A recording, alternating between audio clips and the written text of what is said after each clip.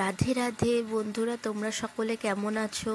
আশা করছি ভালোই আছো। আমি আজকে এই নীলকণ্ঠ ফুল এবং এই গাঁদা ফুলগুলো আমাদের ছাদে যে গাছগুলো লাগিয়েছি সেই গাছ থেকে তুলে নিচ্ছিলাম।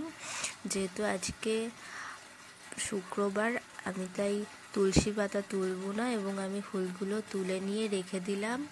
এবার আমরা চলো গপুকে চান করানোর জন্য রেডি করছি জল। আমি এই জলের মধ্যে দিয়ে দেব কিছুটা গঙ্গা জল এবং এরপরে আমি একটুখানি রোজ ওয়াটার দিয়ে দেব। এরপরে আমি রোজ ওয়াটারটা দেওয়া হয়ে গেলে আমি গপুর জলের মধ্যে কিছুটা ফুল মিশিয়ে নেব। আজকে যেহেতু আমি এর আগের দিন তুলসী পাতা তুলে রাখিনি, তাই আমার খুব খারাপ লাগছে। আমি আজকে তুলসী পাতা দিতে পারছি না গপুর স্নানের জলে। এবার আমরা রেডি করে নেব গপুর চান করানোর থালাটা। ভালো করে স্বস্তি চিহ্ন দিয়ে রেডি করে নেব। আমি চন্দন বেটে নিয়ে চন্দনের করে এই থালাটাতে আমি ক্রস করে নিয়ে ভালো করে স্বস্তি চিহ্নটা এঁকে নেব। তারপর আমরা বসিয়ে নেব গপুকে। তোমরা সকলে বলো তোমাদের গপু কত সাইজের? আমার গপু তো 2 সাইজের, তো আমি ছোট থালাতেই নিলাম। আর আমার মা যখন কিনেছিল গপুকে, মানে আমাদের ঘরে এনেছিল, তখন আমার মা যেহেতু ব্যাগে করে ক্যারি করতে হতো তাই ছোট সাইজেরই নিয়েছিল। বাট আমাদের গপু সত্যি খুব কথা শোনে এবং সত্যি আমাদের খুব আদরের গপু। আমি গপুর জামাটা খুলিয়ে নিলাম। এবার আমি ওকে বসিয়ে দেব থালার মধ্যে। তার আগে স্নান করানোর আগে আমি এই মধুটা ওকে মাখিয়ে নেব। তোমরা সকলে কী কী ইউজ করো গপুকে স্নান করানোর সময় আমাকে সবাই কমেন্ট করে জানিও। আমি এবার গপুকে এই মধুটা দিয়ে ভালো করে মাথা থেকে নিয়ে মুখে, হাতে, পায়ে, গায়ে সব জায়গায় মাখিয়ে নেব। তারপর আমি জল ঢেলে স্নান করিয়ে নেব। তোমরা সবাই গপুকে কী কী দিয়ে স্নান করাও আমাকে জানিও। আমি অনেক কিছু ইউজ করি, আজকে এটা ইউজ করলাম। মাঝে মাঝে নারকেলের জল দিয়ে স্নান করাই। তুলসী পাতা তো মাস্ট, বাট আজকে আমার যেহেতু আনা হয়নি আমার খারাপ লাগছে। কালকে আমি রোজ দিন আগেই তুলে রাখি, বাট আজকে তোলা হয়নি। আমি একদমই ভুলে গেছিলাম কালকে যেহেতু, তাই জন্য আজকে আমার তোলা হয়নি। গপুর স্নান হয়ে গেছে। এবার আমি ওকে ফুল দিয়ে ভালো করে এরকম ফুলের বৃষ্টি করে এরপর আরও একটু জল দিয়ে নেব গপুর গায়ে। গপুকে আরও একটু ভালো করে স্নান করাবো। এখন যেহেতু শীতকাল, তাই জন্য গপুকে একদম স্নান করিয়ে সঙ্গে সঙ্গে সোয়েটার পরিয়ে দেই। যদিও সকালবেলায় আমি আগে সোয়েটার পরিয়ে দেই, তারপর স্নান করিয়ে আবার সোয়েটার আমি পরিয়ে দেই।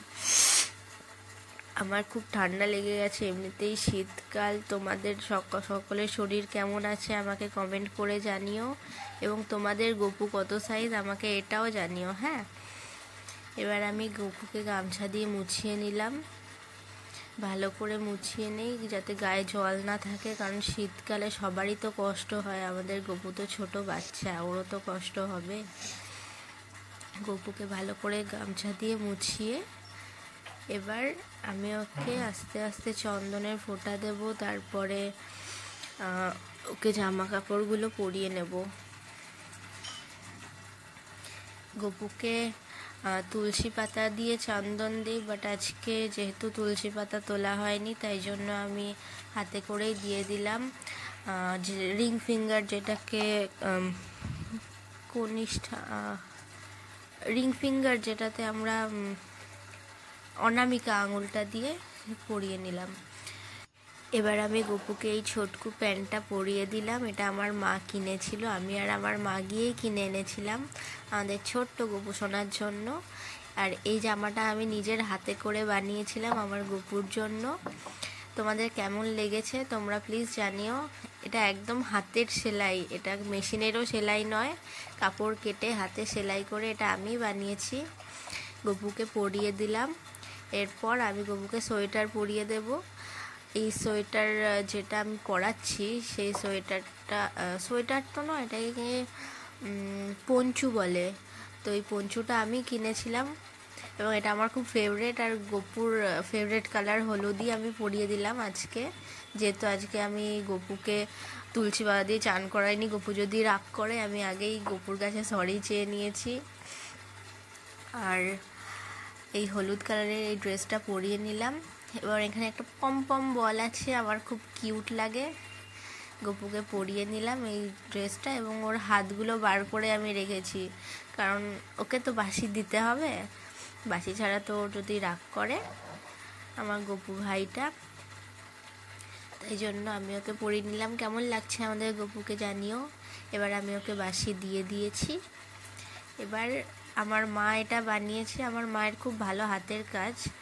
আমার মা এইটা বানিয়েছে। আমার মা ক্রুশ, তারপর উলের সব রকমেরই কাজ জানে।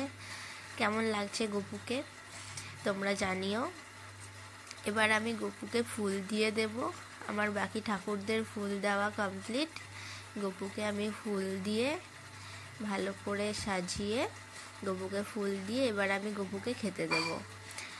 বাবা গপু খেয়ে নাও সোনা, জল খেয়ে নাও ভাই।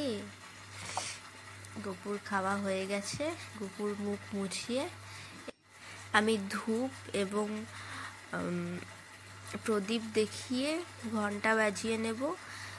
যেহেতু গপুকে খাওয়ানোর পর ঘন্টা বাজাতে হয়, তো আমি রোজ প্রত্যেকবার যখন খাওয়ানোর পর একবার ঘন্টা বাজিয়ে নিই, কারণ গপুর খাওয়া তাহলে কমপ্লিট হয়। ঘন্টা বাজিয়ে এবার চলো তোমাদের দেখাই আমি ঠাকুরকে কেমন করে সাজিয়েছি। শীতকালের জন্য ঠাকুরকে বস্ত্র পরিয়েছি এবং শিব ঠাকুর সবাইকে ফুল দিয়ে আজকে পুরো নীলকণ্ঠ ফুলে একদম সাজিয়েছি আমার ঠাকুরের আসনটা। এবং আমার ছোট্ট গপু সোনাকেও খুব সুন্দর করে আমি আজকে সাজিয়ে নিয়েছি। কেমন লাগলো তোমাদের প্লিজ কমেন্ট করে জানিও। এবার আমি তুলসী মঞ্চে জল দেওয়ার জন্য জলে গঙ্গা জল এবং এই কালো তিল মিশিয়ে আমি তুলসী ঠাকুরকে জল প্রদান করব। জল দেব এবং ধূপ জ্বালিয়ে ঠাকুর প্রণাম করে আমি আমার ভিডিওটাকে এন্ড করব। তোমরা সকলে কি করো এবং তোমাদের ঘরে কি ঠাকুর আছে জানিও। আর সকলেই ভালো থেকো, সুস্থ থেকো এবং নেক্সট ভিডিওর জন্য চ্যানেলটাকে প্লিজ সাবস্ক্রাইব করে দাও। এবং ভিডিওটি যদি ভালো লেগে থাকে ভিডিওটিতে একটা লাইক করে দিও। কি ভাল লাগলো, এরপরে তোমরা কীরকম ভিডিও চাও কমেন্ট করে জানিও। চলো আজকের জন্য টাটা, সকলে ভালো থেকো।